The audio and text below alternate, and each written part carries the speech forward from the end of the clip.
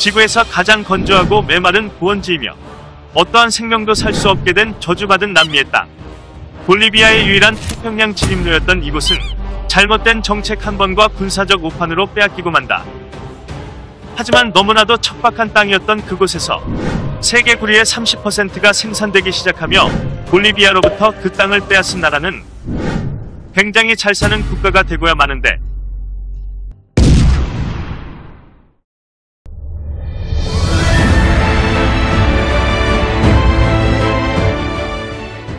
(1879년부터 1883년까지) 벌어진 태평양 전쟁은 오늘날까지 볼리비아에게 상당한 상처를 입히게 됩니다. 당시 볼리비아의 영토는 서쪽으로 태평양을 접하고 있었고 오른쪽으로 산림구국인 브라질을 접하고 있었죠. 하지만 스페인으로부터 대다수 독립을 하며 신생국가들이 판을 치는 남미는 그야말로 중국판 춘추전국 시대였다는 것입니다. 명확한 국경 문제가 해결되지 않은 상태였고 중앙 집권을 하는 완전한 국가도 존재하지 않았으니 말이죠. 볼리비아와 칠레도 혼란스러운 시대를 경험하고 있던 터였으며 양국 간 합의에 의한 완만한 영토 관리를 하고 있었습니다. 이제 문제의 원인이 되는 곳에 이야기를 해보겠습니다.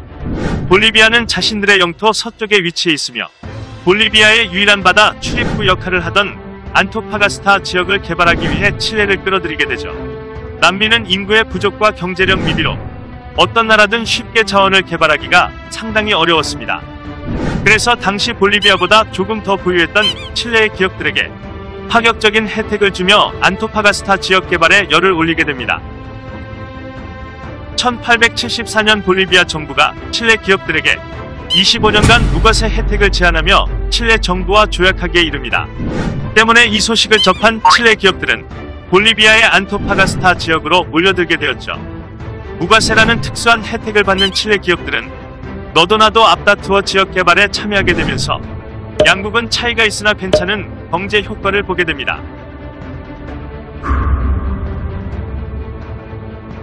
원만한 관계로 발전하던 볼리비아와 칠레에 날벼락 같은 일이 벌어지게 되는 사건이 발생하게 됩니다. 그것은 바로 1876년 볼리비아에서 군부 쿠데타가 발생하게 됩니다. 쿠데타와 함께 경제혼란이 발생하게 되자 볼리비아는 당장 돈이 필요하게 되었죠.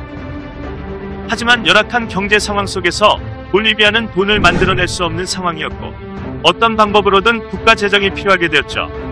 그러다 눈에 들어온 곳이 2년 전 칠레와 조약을 맺었던 그곳 안토파가스타 지역의 무과세 혜택을 무시하고 칠레 기업들에게 거액의 세금을 먹이게 됩니다. 만일 이를 거부하면 기업들의 자산을 압류하는 등 악덕 정책을 펼치게 되죠. 볼리비아와 칠레는 무역 마찰을 겪으며 양국은 서로 감정이 나빠지게 이릅니다.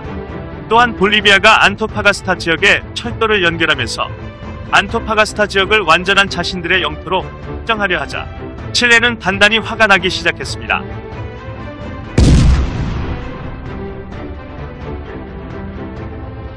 때리는 시어머니보다 말리는 시누이가 더 밉다는 우리나라 일말이 있습니다. 이 양국의 갈등을 지켜보던 또 다른 국가가 있었으니 그 국가는 볼리비아와 혈맹국이라고 하는 페루가 등장하며 부채질을 합니다. 재미있는 사실은 볼리비아와 페루, 칠레 모두 아주 친했던 국가였다는 사실이죠.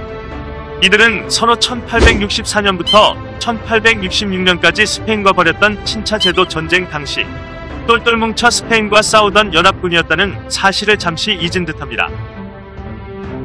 그러나 칠레보다 조금 더 가까운 사이였던 페루는 볼리비아가 칠레에게 저지르는 악행에도 볼리비아 편만을 들기 시작합니다.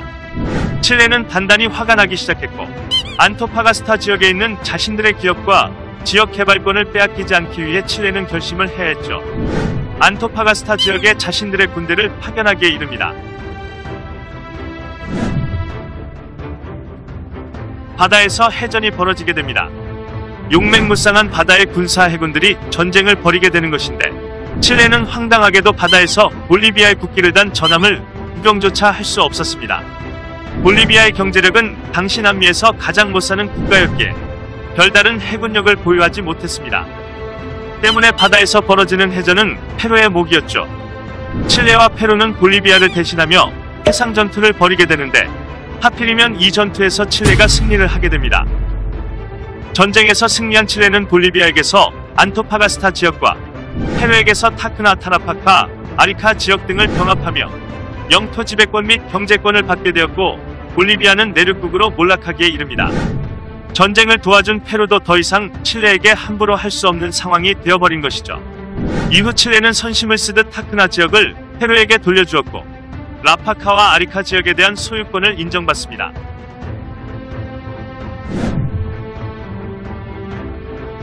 안토파가스타 지역은 풍부한 지하자원과 광산물이 묻혀있는 금싸라기 땅이라고 할 수 있습니다. 근래에도 볼리비아가 국제사회에서 칠레를 상대로 그 지역을 반환 요청하고 있는 이유가 바로 여기에 있죠.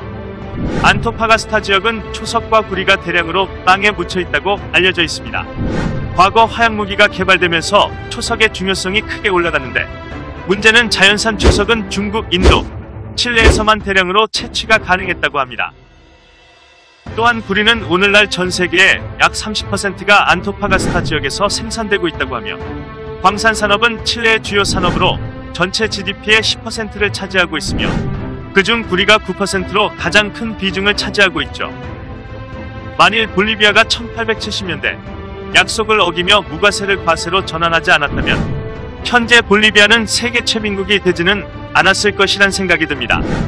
그리고 잘못된 침략 전쟁과 전쟁으로 흥하려는 그릇된 생각과 판단에서 벗어났다면 오늘날 볼리비아는 과연 어떤 국가로 성장해 있을지 궁금해집니다. 본 영상은 사회지식연구소에서 제작하였으며 구독과 좋아요 부탁드립니다.